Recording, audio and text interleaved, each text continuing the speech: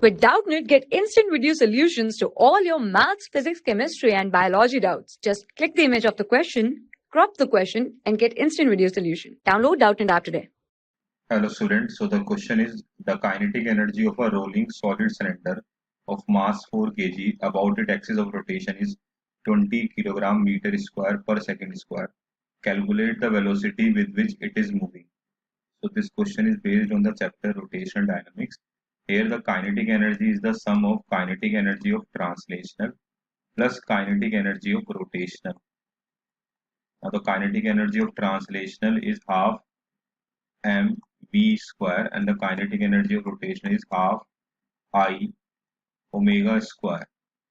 Now here first of all we put the value of I for solid cylinder.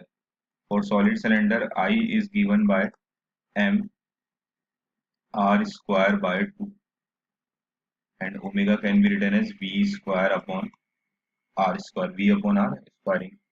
So here we cancel out, we have r square with r square and we get mv square upon 2 plus mv square upon 4.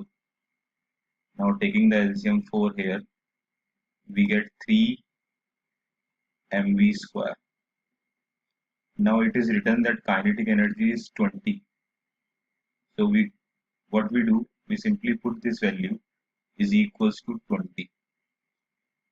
Here m is given, the mass of the solid cylinder is given in the question 4 and we have to find v square, v basically.